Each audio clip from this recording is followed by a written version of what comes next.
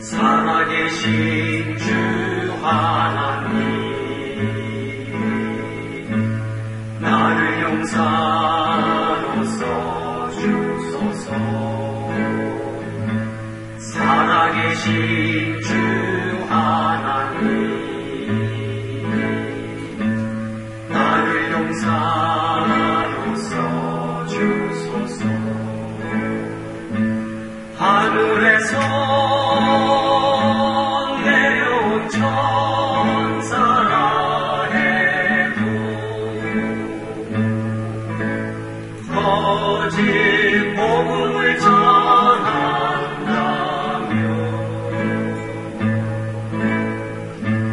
나는 싸우리라.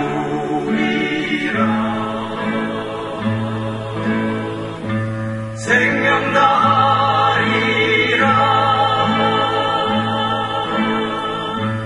이 땅 위에 참복음을 지키리라. 살아계신 주 하나님, 나를 용사로 써주소서. 살아계신 주 하나님, 나를 용사로 써주소서. 모든 것은 남에게 양보를 해도 거짓 복음을 전한다며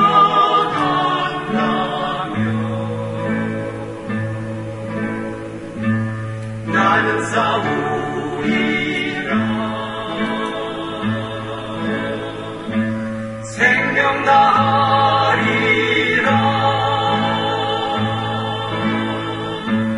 이 땅 위에 참복음을 지키리라.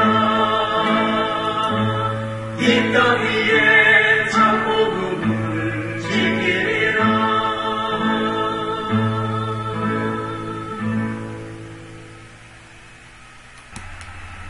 안녕하십니까.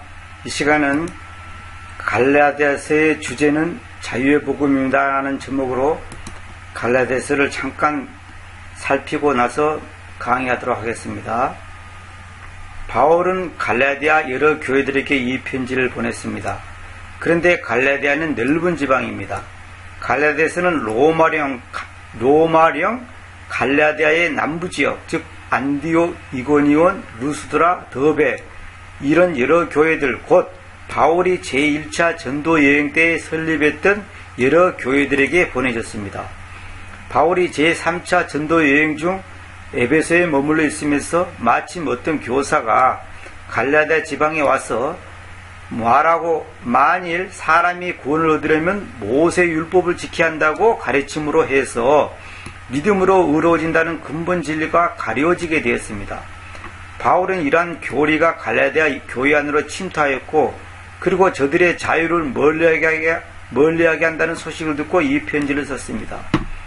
바울이 제3차 전도 여행을 하는 중에 57년경에 에베소에서 기록하였습니다. 바울은 우리나 혹 하늘로부터 온 천사라도 우리가 너에게 전한 복음 외에 다른 복음을 전하면 저주를 받을지어다고 말함으로써 저들의 잘못을 비난하였습니다. 유대주의자들은 유대인으로 그리스도인이 된 자들이며 옛유언, 그 구약을 말하는 겁니다. 옛유언의 많은 의식을 지키는 것이 아직도 새 유언, 그 신약의 교회에 구속력이 있다고 믿는 자들이었습니다. 다시 말하면 구원을 받았지만은 구약 성경에 기록된, 옛유언에 기록된 그 율법적인 그 많은 의식들과 절기들을 지키는 것이 당연하다 이렇게 믿는 사람들이 있었다는 거죠. 그걸 뭐냐, 메시아닉이라고 합니다. 메시아닉이라는 말은 뭐냐면 유대인으로서 예수 그리스도를 메시아로, 그리스도로, 다시 말하면 하나님의 아들로 믿는 사람들을 메시아닉이라고 합니다. 그들은 개종한 이방인 신자들에게 구약의 의식들, 특히 할례를 받아야 한다고 주장했습니다. 유대주의자들은 바울이 권위 있는 사도가 아니라고 논박했고, 바울이 복음에서 어떤 율법주의적 율법주의적 요구를 제거했다고 주장했습니다. 다시 말하면 유대인임에서 예수 믿는 사람들이 바울을 보고 뭐라 하냐면 바울의 말을 신뢰할 수 없다 이 말이에요. 그러니까 바울의 가르침을 신뢰할 수 없고 권위 있는 사도가 아니라고 반박을 했다는 거죠. 그래서 바울의 복음서에서 어떤 율법적 요구를 제거했다. 다시 말하면 율법적 요구, 율법에서 요구하는 것을 제거해버렸기 때문에 이건 뭔가 짝퉁 복음을 가리키지 않냐. 뭔가 2% 부정한 것을 했지 않냐. 그래서 사도 바울을 갖다가 이제 그 당시 이제 무시했다는 거죠.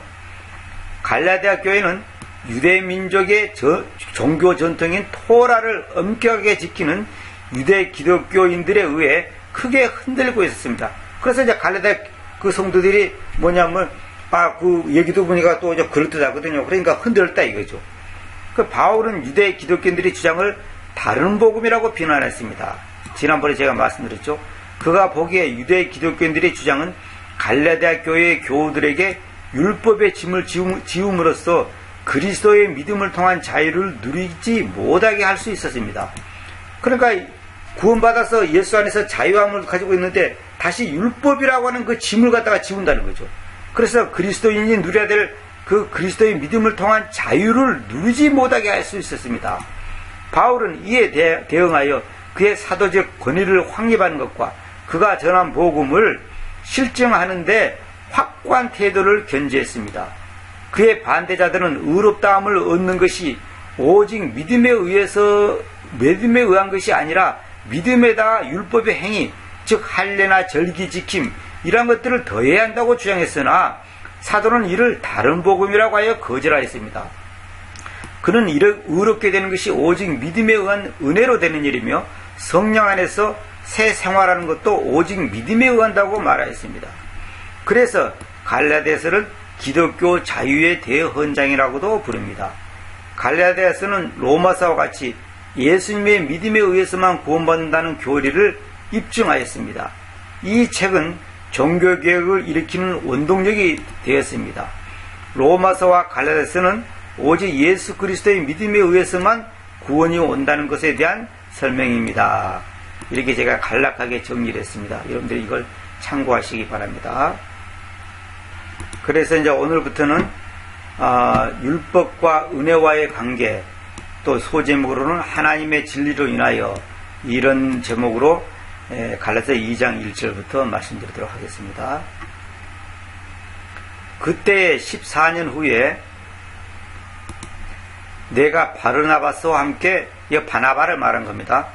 예루살렘으로 다시 올라갔으며 나와 함께 티투스, 개혁성경 디도라 그랬죠.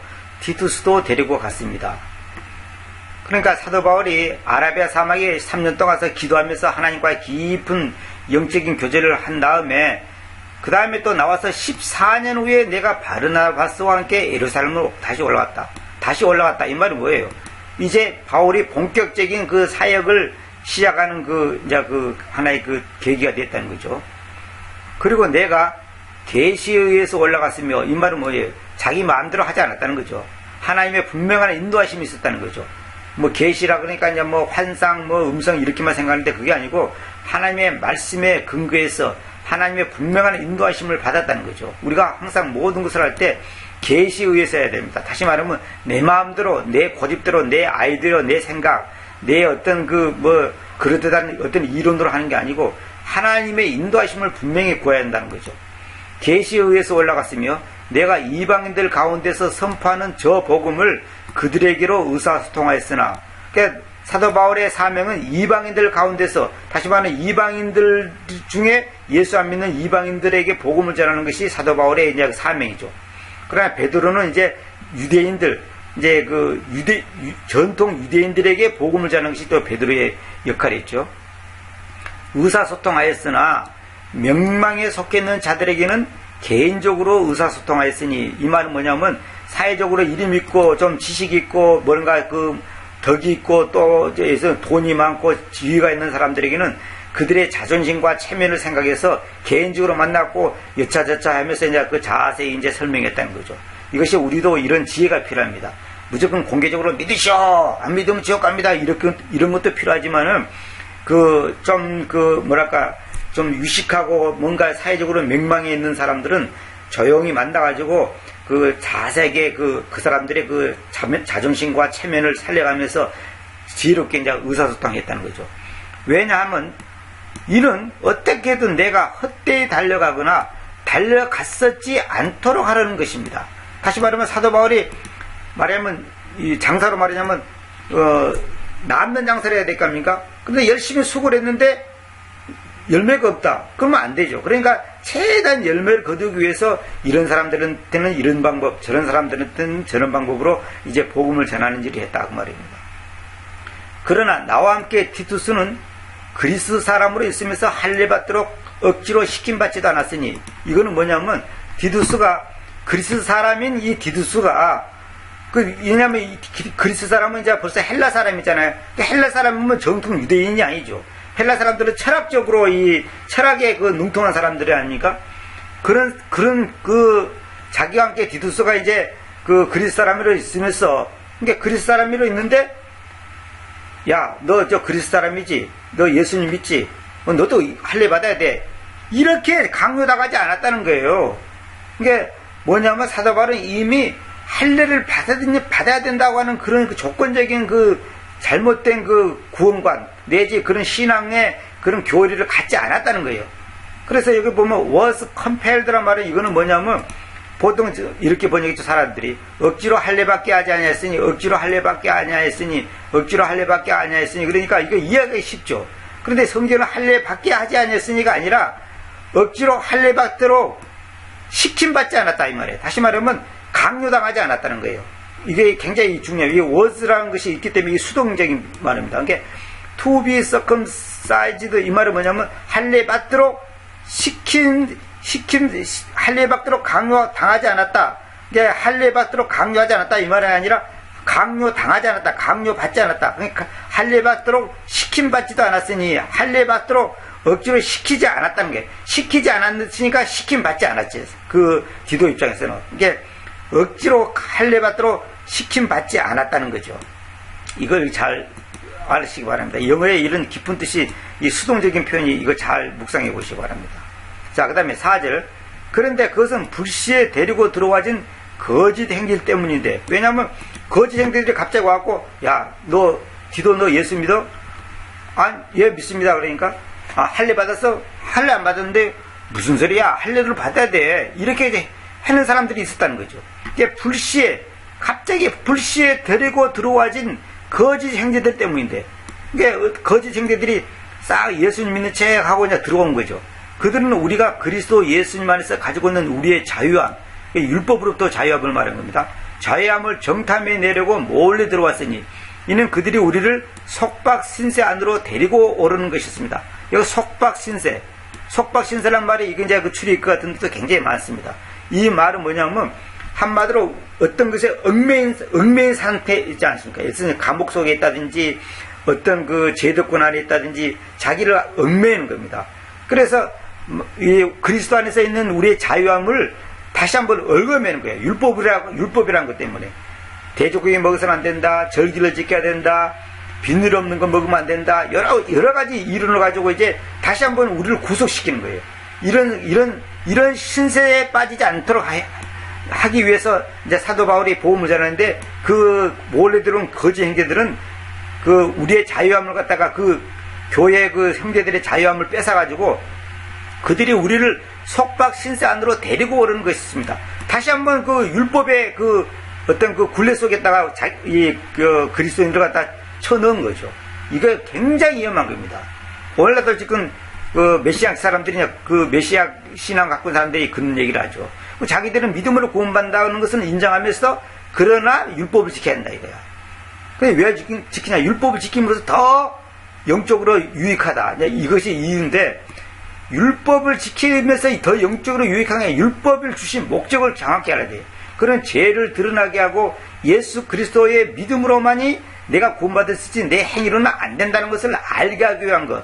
다시 말해 나는 멸망할 수밖에 없는 죄인인데 예수님의 믿음 아니고는 구원받을 수 없다고 하는 것을 가르치기 위해서 율법을 주신 것이지, 그걸 지금 오늘 우리가 지키라는 말이 아니단 말입니다. 그러니까 거짓 형제들을 여기로 보면 뭐라고 써놨냐면, 제가 할례를 구원의 조건으로 주장하는 거짓 유대의 신자들이라고 해놨죠. 고린도후서 11장 26절, 베드로전서 2장 1절 참고하시기 바랍니다. 그러니까 여기 리버티, 자유함이라는 단어는 의지적인 자유를 가리킵니다. 다시 말하자면 예수님 안에서 이제 자유함을 가졌어? 이제 율법에서 해방됐어? 더 이상 이제 율법을 지킬 필요 없네? 절기 지킬 필요 없네? 뭐 돼지고기 먹지 말아라 이런 것에서 다 쓸데없는 소리네?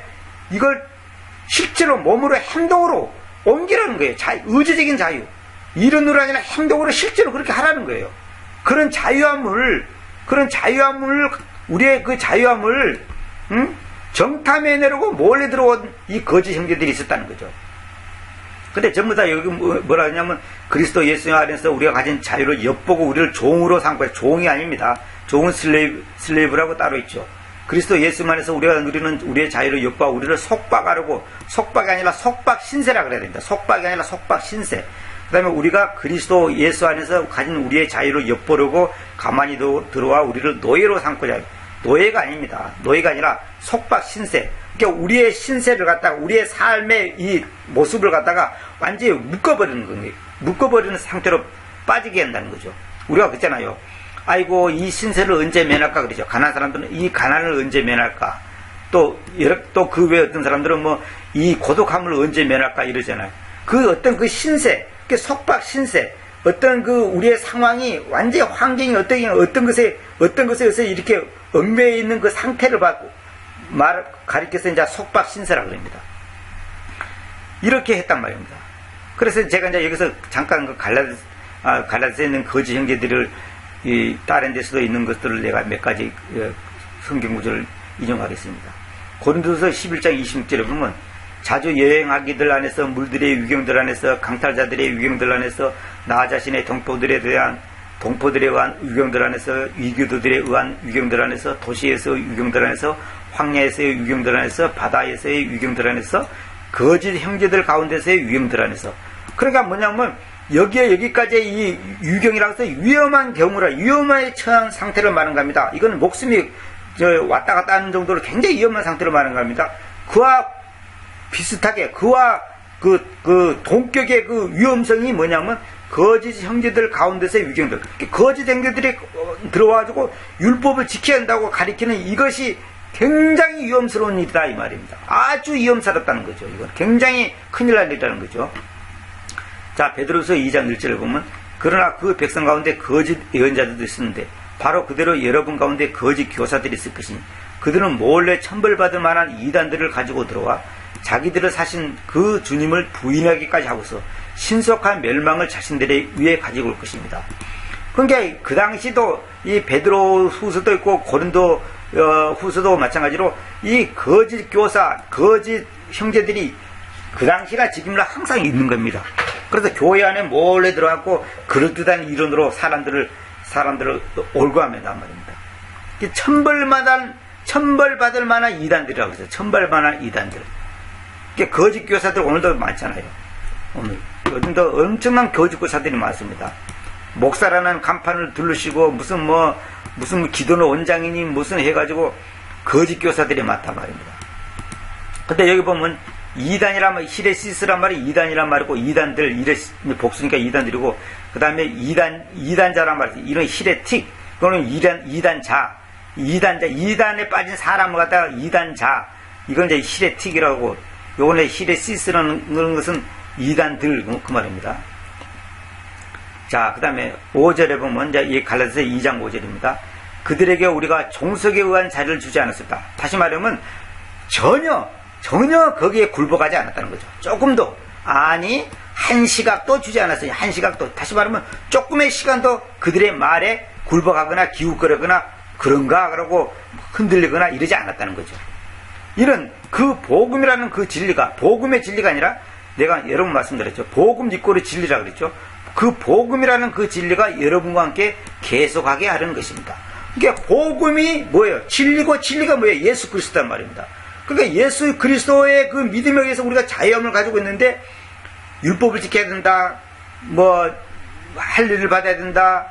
또 뭡니까? 절기를 지켜야 한다. 이런 그 이론으로 사람들을 얽어매는데 조금도 굴복하지 않았다는 거죠. 그 복음이라는 그 진리가 여러분과 함께 계속하게 하는 것이었습니다. 6절 그러나 무엇인가 있게 보이는 이들에 대하여는 이거는 뭐냐면 사회적으로 뭔가 지위가 있고 지식이 있고 뭔가 대단한 인물이라고 생각하는 그런 사람들이죠. 뭔가 그 팽판 있고 좀 괜찮게 사회적인 뭐 그 요즘 말하자면 무슨 박사, 교수 뭐 이런 사람들 있잖아요. 그렇게 보이는 이들에 대하여는 이제 가로로 해놓고 뭐라고 했냐면 그 무슨 신분으로 그들이 있었든지 그것이 나에게 아무 사안도 만들지 못하니 왜 만들지 못하냐? 하나님께서는 사람의 인물을 받아들이지 않습니다. 이 말은 뭐냐면 뭔가 지식이 있고 뭔가 괜찮은 뭔가가 있는 것 같은 사람들이 가만 보니까 사도 바울에게 아무 사안도 만들지 못하냐. 사안이란 말이 뭐냐면 여기 이제 내가 그 단어 설명을 해놨습니다만은 여기 보면 이 사안이라는 것은 명사인데 법률이나 규정 따에서 문제가 되는 일이나 안이란 말은 그냥 안건 그 말입니다. 그러니까 무슨 말이냐면 이 사안이란 말은 뭐냐면 우리가 그러잖아요. 이 사안에 대해서는 다음에 다시 회의하겠습니다. 이러잖아요. 사안. 그 어떤 주제가 될 만한 다시 한번 그 고려하고 어떤 것을 갖다가 가치 있게 다룰 만한 어떤 그 안건. 그런 걸 보고 이제 일사자, 안건 할 때 안자 해가지고 이제 그 사안이라 했지 않습니까? 그 아무 사안도 만들지 못한다. 이 말은 뭐냐면 자기가 볼 때 뭔가 그 건질 만한 것이 아무것도 없다는 거죠. 왜 그러냐? 봐보시오. 하나님께서는 사람의 인물을 받아들이지 않습니다. 내가 지난번에도 말씀드렸지만 여기서 사람의 인물을 받아들이지 않는다. 이 말은 뭐냐면 여기서 이 퍼슨이란 말이 무슨 뜻이냐면 여기서 보면 내가 이제 설명해놨죠. 그 라틴어 퍼스나에서 나온 말인데 가면이라는 뜻이에요. 원래 이 단어가 가면이 뭐냐면 재산이나 신분 등을 가진 외모, 다시 말하면 돈으로, 신분으로, 사회적인 지위로 가지고 자기를 포장하는 거예요, 자기를. 그리고 자기가 뭐 대단한 인물이 되는 것처럼 해가지고 자기가 말에 무슨 권위가 있고 무슨 진리가 있고 생명이 있는 것처럼. 그래서 그 교육방송 같은 거 들어보면 뭐 사회적인 저명인사들이 나와서 뭐 여러 가지 주제를 갖고 막 얘기하잖아요. 제가 가만히 듣던 때 들어보면 정말 한심한 소리를 하는 거예요. 그 전혀 가치도 없는 소리 하거든요. 근데 사람들은 그것이 뭔가 하고 귀가 쏠게 해가지고 이제 많은 시간과 돈을 들여서 그냥 듣고 있죠. 그러니까 그런 것이 하나님 앞에서는 아무 의미가 없다는 거죠. 그러니까 하나님께서는 어떤 사람의 인물, 그 사람이 사회적인 지위, 뭐 교수, 박사, 무슨 사업가, 무슨 회장, 부회장 그런 것에 관심을 두지 않아요. 하나님은 그런 것을 가지고 그 사람을 평가하고 거기에 대한 어떤 가치를 두지 않는다는 말이에요. 왜냐하면 회의 안에서 회의할 때 그 말입니다. 회의 안에서 신분이 그 뭔가 있게 보이는 자들이 나에게 아무것도 더해주지 않았기 때문이다. 무슨 말이냐면 실제로 그 사람들하고 회의를 해봤더니 이 컨퍼런스란 말은 뭐냐면 어떤 주제를 가지고 이제 얘기를 하는 거예요. 주거니 받거니 얘기를 하는 거예요. 해봤더니 실제 사도 바울이 참고할 만한 것이 아무것도 없다는 거죠. 건질 만한 것이 없다는 거죠. 오늘 우리 그리스도인들도 세상 사람들이 학자, 박사, 교수가 나와서 하는 소리가 별 볼일 없다는 것을 여러분들이 아셔야 됩니다. 그들이 말한 철학이 뭐고 인생이 뭐고 행복이 뭐고 삶의 가치관이 뭐고 이런 거 여러 가지 주제를 갖고 얘기하잖아요. 그것이 하나님 앞에서는 아무 가치가 없는 얘기입니다. 성경이 다 있는 얘기고 성경에서 확실하게 분명하게 얘기한 게 외에는 우리가 귀를 기울일 만한 가치가 없는 거예요. 근데 여기 그냥 개정적으로 뭐냐면 어떤 이들이 내게 상관이 없으며 하나님을 사람을 외모로 취하지 아니하냐. 그러니까 외모는 게 단지 겉모습만 보고 말한 게 아닙니다. 여기서 이 퍼슨이 인물이라는 말은 뭐냐면 아까도 말한 것처럼 그 사람의 어떤 재산이나 신분, 이 사회적인 지위 이런 걸 갖고 이제 자기가 이제 아무개 박사님이 교수님이 나와서 말씀하시다 그러면 사람들이 굉장히 귀를 기울이죠. 근데 하나님은 그런 거 갖고 관심 안 둔다는 거죠. 근데 그 사람들이 실제로 사도 바울에게 아무 도움이 되지 않았다는 거죠. 키움 정도 상관이 없으면 하나님은 사람의 외모를 받아들이지 않는다. 그런데 이것도 번역이 잘못된 겁니다. 그다음에 회의에서 그런데 회의에서가 아니라 회의 안에서 그래야 됩니다. 정확하게. 그다음 한킹은 하나님께서 사람을 외모로 받아들이지 않냐고 그 유명하다는 사람들은 나에게 아무것도 대해준 것이 없다. 근데 여기서 한킹은 회의 안에서라는 말도 아예 번역을 안 해봤어요. 아예 빼버렸습니다. 엉터리죠. 완전히 엉터리죠. 자, 전도서 12장 13절 이 사안에 대해서 다시 한번 생각해 보십시다. 전도서 12장 13절에 우리는 그 전체 사안에 대한 결론을 듣자. 하나님을 두려워하고 그분의 명령들을 지키라. 왜냐하면 이것이 사람의 전체 의무이기 때문이다. 뭐냐면 이 전도서에서 헛된 것이 모든 것이 헛되다고 이 시작해서 이제 인생의 그 허무함을 갖다가 얘기했잖아요. 그 전체 사안에 대한 결론을 보니까 뭐냐면 결론은 뭐냐? 하나님을 두려워하고 그분의 명령들을 지키라. 이것이 결론이란 거죠. 이것만 하면 된다는 거죠. 왜냐하면 이것이 사람의 전체 의무이기 때문이다. 근데 여기서 오해하면 안 될 것이 명령들을 지키라니까, 명령 드리니까 복수니까 모세오경도 지켜야 되고, 절기, 돼지고기 먹지 말라, 이런 걸 다 지켜야 되지 않냐? 그런 말이 아닙니다. 그러니까 내가 여기 써놨죠. 성경은 대속사적 관점 안에서 해석해야 함. 십자가 안에서 결론을 내려야 함. 무슨 말이냐면, 성경의 해석은 항상 예수 그리스도와 그 십자가가 주제입니다. 그러니까 예수 그리스도가 왜 오셨으며, 왜 죽으셨으며, 어떻게 부활하셨으며, 승천하셨으며, 또 왜 어떻게 다시 오시며, 이 예수 그리스도의 그 대속사적 관점에서 해석을 해야 되는데, 한쪽 부분만 뚝 떼서 생각하니까, 성경에서 명령들을 지키라 했으니까 명령들이 뭐냐, 십계명뿐만 아니라 그냥 성경에 있는 모든 명령들을 지켜야 되지 않냐, 이런 식으로 생각한단 말이에요. 그 어떤 사람들은 그러면 명령 지킬 필요 없이 그러면 살인해도 된단 말입니까? 여러분, 성경의 주님께서는 미워하는 것도 살인이라고 했어요. 그러니까 이 육체를 죽이는 것보다 더 근본적인 것이 마음속에서 일어나는 그 미움, 그것부터가 벌써 그 근본 뿌리이기 때문에 그 더 높은 차원에서 주님께서 그 지적을 하는 거예요. 근데 우리는 뭐냐면, 명령들을 지키라니까 십계명도 지켜야 되니까 안식일도 지켜야 되고 여러 가지 뭘 지켜야 된다, 이렇게 생각하잖아요. 그렇지 않습니다. 그러니까 예수님의 대속사적 관점에서, 성경은 대속사적 관점 안에서 해석해야 된다는 거죠. 이게 중요한 겁니다. 이게 중요한 겁니다. 여기에 대해서 어긋나 버리면 그건 가치가 없는 얘기입니다. 그러니까 모든 결론이 뭐냐면 십자가 안에서 결론을 내려야 한다. 십자가 안에서. 이걸 알아야 됩니다. 자, 그 다음에 7절. 그러나 정반대로 그들은 할례자들에 대한 복음이 베드로에게 있었던 것처럼, 이건 뭐냐면 할례자들에게 복음을 전하는 일이 베드로에게 맡겼다 이 말이에요. 그러나 무할례자들에 대한 복음이 나에게로 맡겨진 것을 보았을 때, 이게 다시 말하면 이방인들에게 대한 복음이 나에게로 맡겼다. 이방인들을 전도하는 일은 사도 바울에게 맡겼다는 거죠. 왜냐하면 할례자들에 대한 사도됨을 위해 베드로 안에서 효과적으로 일하신 그분, 바로 그분께서 이방인들을 향하여 내 안에서 강력하셨기 때문입니다. 그렇죠.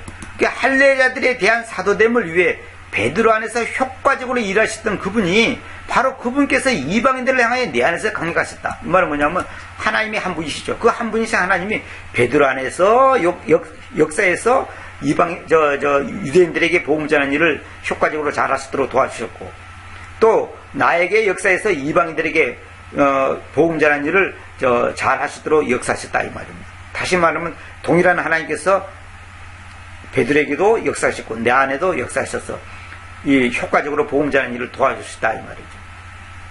이것이 바로 홀리고스트가 해야 할 일이죠. 근데 계획성의는 뭐냐면, 그를 베드로에게 역사하사 그를 할례자의 사도로 삼으시니가 또한 내게 역사하사 나를 이방인의 사도로 삼으셨느니라. 이거 잘못된 겁니다. 이 번역이 정말 엉터리예요. 그 다음에 베드로 안에서 효과적으로 일하사 할례자를 위한 사도직을 주신 그 바로 그분께서 내 안에서도 강력하게 일하사 이방인들을 항해 하셨다. 이것도 번역이 잘못된 거고, 베드로에게 역사하사 할례받은 사람들의 사도 직분을 주신 그분께서 나에게도 역사하셔 이방인들을 위한 직분을 주셨느니라. 이거 다 잘못된 번역입니다. 왜 잘못된 건지 여러분들이 영어로 차차히 비교해 보시기 바랍니다. 내가 이 빨간 걸로 써인 걸 다 이유가 있습니다. 자세히 보세요. 자세히. 이건 일일이 내가 설명하자면 시간이 많이 가니까 여러분들이 개인적으로 묵상해 보시기 바랍니다. 그래서 여기서 제가 이제 한번 묵상하고 넘어갈 것이 뭐냐면, 할례자들에 대한 시중 두는 분, 이제 할례자들에 대한 요 표현 있잖아요. 이 표현을 가지고 제가 이제 이번에 은혜 받았는데, 옛날에 제가 잘못된 번역이 뭐냐면, 할례자들의 시중 두는 분 이렇게 번역이 돼요. 뭐뭐수 이렇게 번역했거든요. 이게 잘못된 거예요. 이게 뭐냐면, 로마서 15장 8절이 바로, 갈라디아서 2장 7절 8절을 보면, 이것을, 대안이라고 번역해야 되겠구나. 소유격 아니라 목적격으로 번역해야 되겠구나. 이것이 답이 나옵니다. 그래서 제가 이번에 이걸 손을 봤습니다. 자, 로마서 15장 8절 한번 봅시다. 지금 내가 말하건대 예수 그리스도께서는 하나님의 진리로 인하여 할례자들에 대한 시중 두는 분이셨는데, 아버지대로 약속하신, 아버지들은 저 조상들을 말한 겁니다. 아버지대로 만들어진 그 약속들을 확증하시는 것이니, 이렇게 돼 있죠. 로마서 15장 8절이 뭐냐면, 예수 그리스도께서는 하나님의 진리로 인하여, 진리를 위하여가 아닙니다. 이따가 내가 설명하겠습니다. 하나님의 진리로 인하여 할례자들에 대한 시중 들은 분. 이 말은 뭐냐면 유대인들에게 주님께서는 진리로 인하여서 유대인들에게 그 당신의 오신 목적과 또 그 당신이 왜 이 땅에 오셨고 왜 죽으시며 하는 것을 알려주는 일을 주님께서 유대인들에 대한 시중 들은 분. 시중 든다는 말은 민스터란 말은 뭐냐면 제가 여러분 말씀드렸죠. 프리스트, 이 직무자하고 같은 뜻이라고 했죠. 이 제사장하고 같은 뜻입니다. 다시 말하면 주님께서는 유대인들에게 말씀을 전하고 유대인들에게 이 유대인의 왕으로 오신 분이잖아요. 그 유대인의 왕으로 오셨다는 그것을 갖다가 그 일을 하기 위해서 오셨다는 거죠. 그는 왜 그러냐? 아버지들에게 아브라함과 이삭과 야곱 같은 그런 조상들에게 만들어진 그 약속들을 확증하시는 것이니 그것을 완전히 실행을 하시단 말이에요. 그리고 완전히 확실히 증명해 보이시는 거죠. 완전히 이렇게 딱 정확하게. 그걸 완전 행동으로 보이는 거죠. 또 여기서도 짚고 넘어갈 것이 예수 그리스도 중에 예수라는 단어를 이제 계획성경을 비롯해서 NIV라든지 이런 엉터리 성경은 전부 다 삭제시켜 버렸습니다. 이게 굉장히 중요한 겁니다. 왜 삭제시켰는데 여러분들이 내 강의를 들은 분들은 잘 알 겁니다. 예수님이 바로 그리스도다 이 말이에요. 예수가 바로 하나님의 아들, 예수님이 바로 하나님 자신이라고 하는 것을 말하는 건데 이 예수라는 단어를 쏙 빼버렸으니까 그리스도 그러니까 여 그리스도 대신 이 예수 자리에다가 뭡니까 석가모니를 짓든지 공자를 짓든지 맹자를 집어넣든지 마음에서 집어넣든지 이리 되어본단 말이에요. 그게 아니에요. 예수 그리스도, 예수님이 바로 그리스도다. 하나님의 아들이다. 예수님이 바로 유일하신 창조자다. 이걸 말하는 겁니다. 유일한 메시아다 이 말이에요. 메시아. 근데 개념이 뭐냐면 보세요. 예수란 말이 쭉 없잖아요. 그리스도께서 하나님의 진실하심을 위하여 말도 안 돼. 진리를 갖다 진실하심이라 해놨어요. 할례의 추종자가 되었으니 이는 조상들에게 주신 약속들을 경고하게 하시고 그랬죠. 희음정은 예수 그리스도께서 하나님의 진리를 위해 그려놨죠. 이거 번역이 잘못된 겁니다. 사역자가 되신 것은 이것도 잘못된 거고. 자, 그 다음에 한격은 하나님의 진리를 위하여 하나님의 일꾼이 되셨으니 이랬죠. 이거 다 번역이 잘못된 겁니다. 이게 왜 잘못됐는가를 내가 이제 설명해 드리겠습니다. 몇 가지 성경 구절을 가지고 제가 하나님의 진리를 위하여냐 하나님의 진리로 인하여냐 그걸 제가 증명해 드리겠습니다. 시편 115편 1절 봅시다. 저희에게가 아니라 오 주님이여 저희에게가 아니라 님의 공율로 인하여 그리고 님의 진리로 인하여 님의 이름께 영광을 드리소서 이랬죠. 보시오. For thy mercy and for thy truth's sake 나오죠. 님의 공율로 인하여 공율 때문에 그리고 님의 진리 때문에 님의 이름께 영광을 드리소서. 님의 공유를 위하여 그리고 님의 진리로 인하여 이러면 안 돼요. 님의 공유를 위하여 님의 진리를 위하여 이것도 안 돼요. 반드시 여기는 포와 여기 앞에 포와 뒤에 포가 똑같이 번역해야 됩니다. 그리고 이거 하나의 말씀을 리듬을 탄다 그래요. 리듬. 님의 공유로 인하여 그리고 님의 진리로 인하여 님의 이름께 영광을 드리소서. 그 다음에 138편 2절 봅시다. 제가 님의 거룩한 전을 향하여 경배하고 님의 자애로 인하여 그리고 님의 진리로 인하여 님의 이름을 찬양하겠습니다. 그렇죠. 님의 자애로 인하여 자애를 위하여 님의 자애를 위하여 자애 알죠. 자애를 이거 보시오. 러빙 카인드니스 요 자애를 위하여 말이 됩니까? 자애를 위하여 이거 말이 안 되죠. 그러니까 님의 자애로 인하여 님의 진리로 인하여 님의 이름을 찬양했습니다. 진리를 위하여 님의 이름을 찬양하겠습니다. 님의 이름을 진리를 위하여 찬양합니까?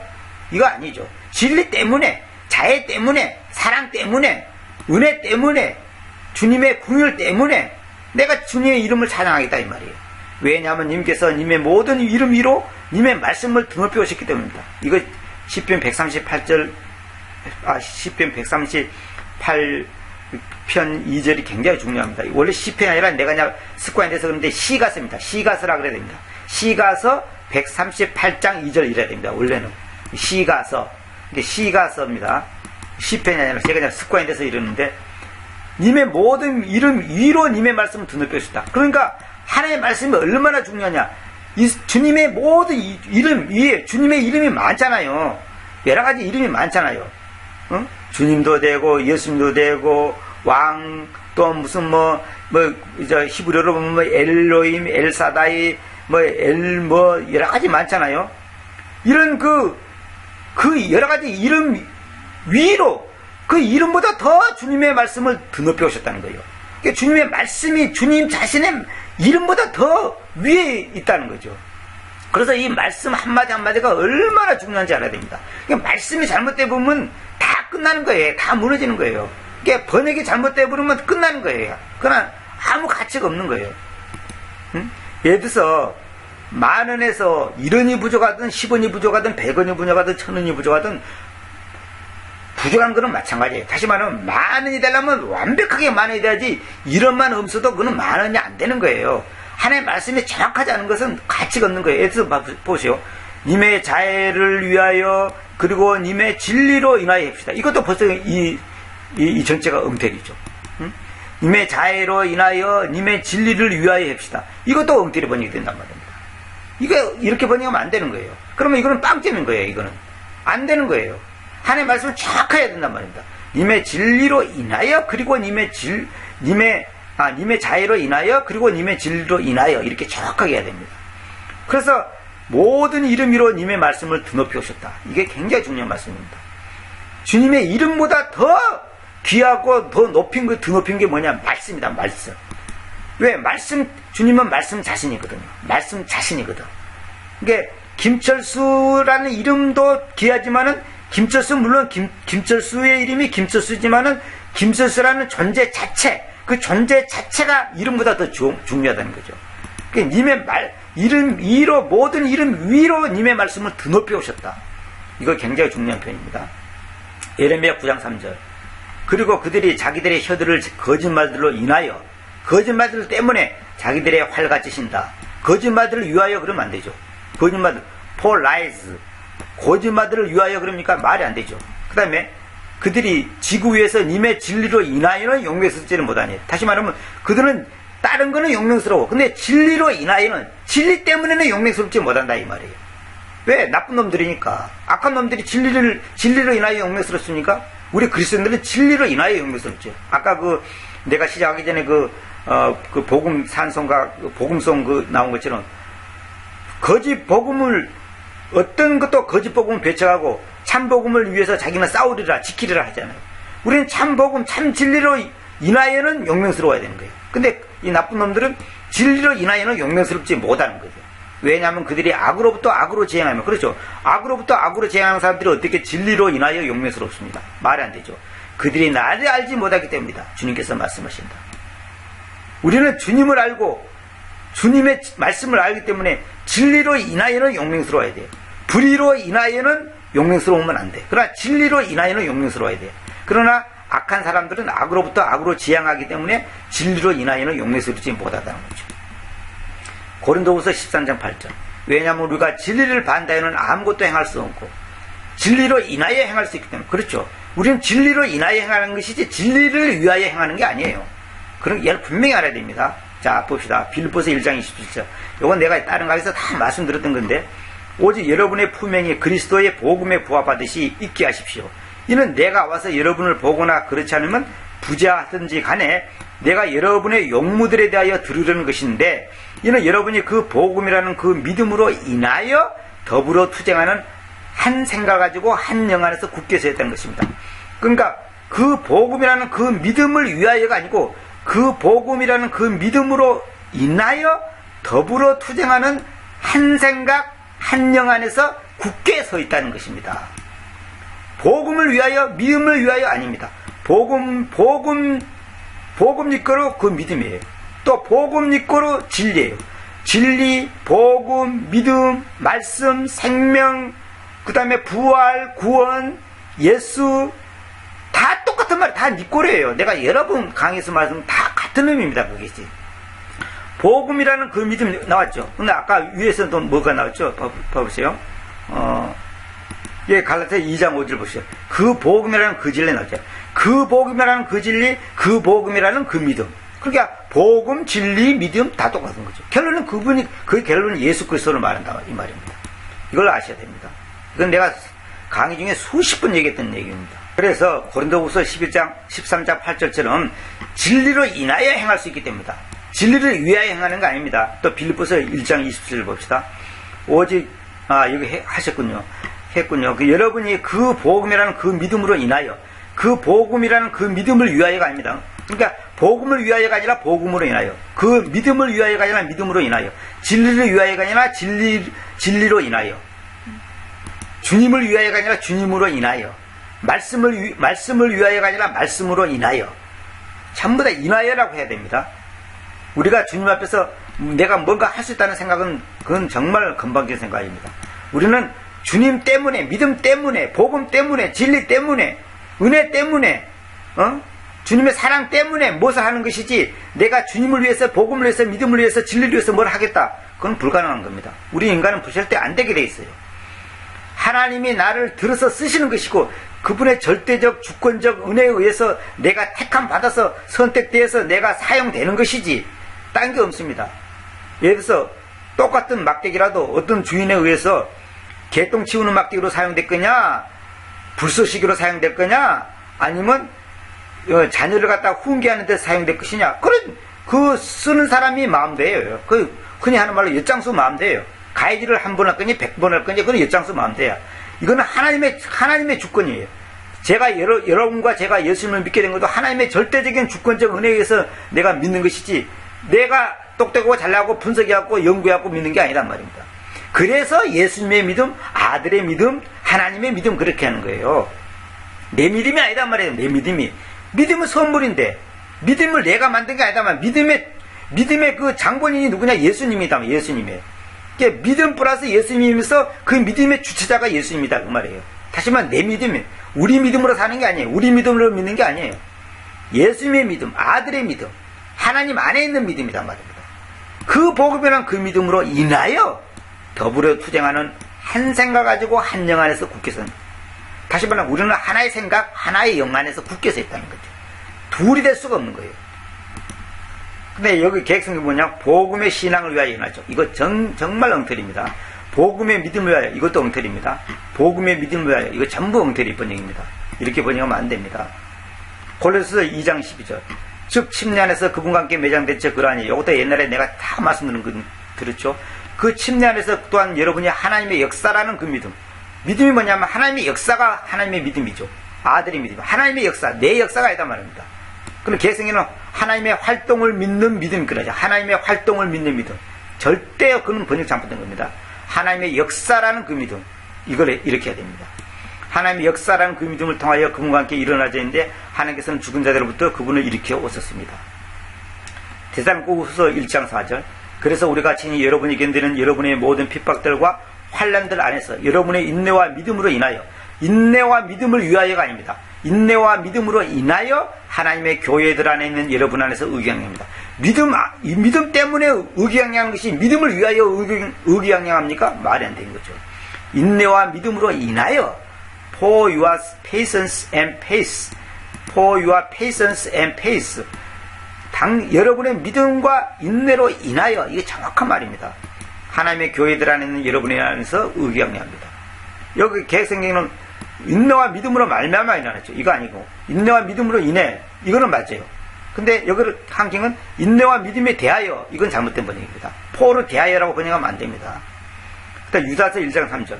사랑하는 자들의 내가 그 공통의 구원에 대하여 여러분에게로 쓰려고 모든 부지런함을 주었을 때, 여러분이 성도들에게로 한 차례 넘겨주어진 그 믿음으로 인하여, 한 차례 넘겨주어진 그 믿음으로 인하여 진지하게 다투어야 한다는 것을, 그 믿음을 위하여 진지하게 다툽니까? 아니요.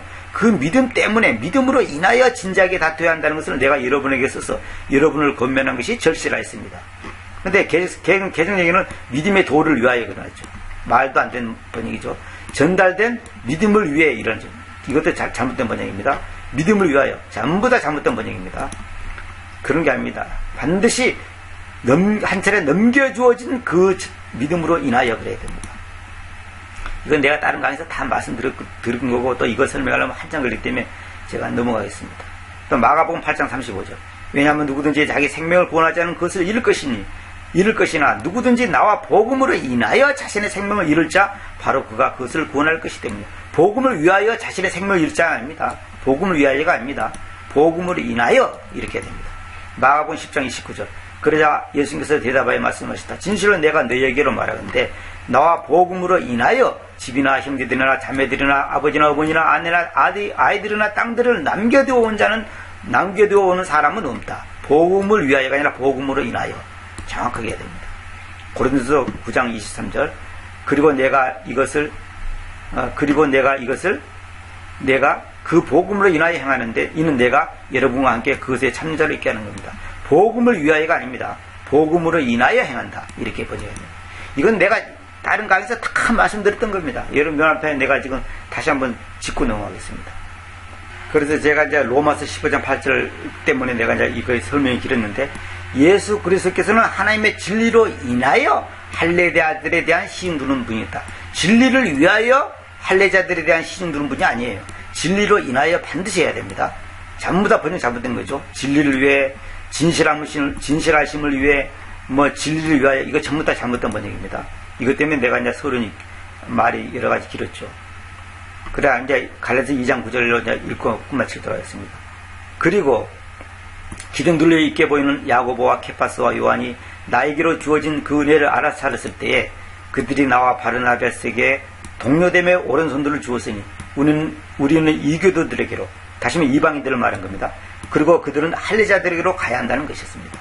그러니까 사도 바울의 역할은 이방인들에게 복음 전하는 문제. 베드로나 또 그 외 사람들은 또 할례자들에게 복음 전하는 일, 유대인들에게 그 말입니다. 그 일을 했다는 거죠.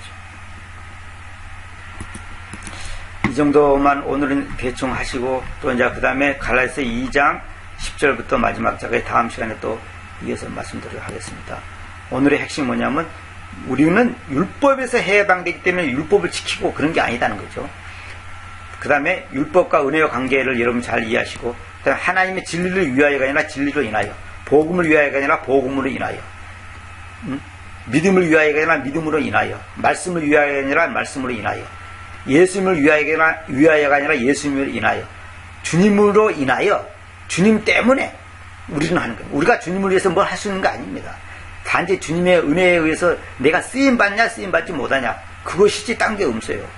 하나님 앞에서 우리 자신이 절대로 내가가 먼저 앞서버리면, 내가가 나와버리면, 내가 돈이 많기 때문에, 지식이 많기 때문에, 내가 똑똑하기 때문에, 머리가 좋기 때문에, 사회적인 지위가 있기 때문에 하나님이 나를 잘 쓸 거다. 그건 잘못된 생각입니다. 절대 그렇지 않습니다. 하나님 앞에서 나는 아무것도 아니라는 것을 항상 염두에 두시고 우리 모두가 겸손하게 주님만을 사랑하고 그분 앞에서 항상 저는 무익한 종입니다. 저는 아무것도 아닙니다. 오직 주님이 하셨습니다. 하나님의 일은 하나님이 하셨습니다. 사람의 일은 사람이 하고 하나님의 일은 하나님이 하십니다. 그렇게 우리가 고백해야 됩니다. 사람이 하나님의 일을 하는 게 아니에요. 하나님이 사람의 일을 하는 게 아니에요. 하나님의 일은 하나님이 하는 거예요. 우리가 단지 하나님의 은혜로 쓰임받고 하나님의 은혜 가운데서 우리가 정말로 주님의 인도하심을 받는 것이지 다른 게 없습니다. 오늘의 핵심을 여러분 아시고 이 갈라디아 교회에게 보내는 그 사도 바울의 이 편지가 여러분과 저에게 큰 양식이 되고 힘이 되고 위로가 되기를 바랍니다. 감사합니다.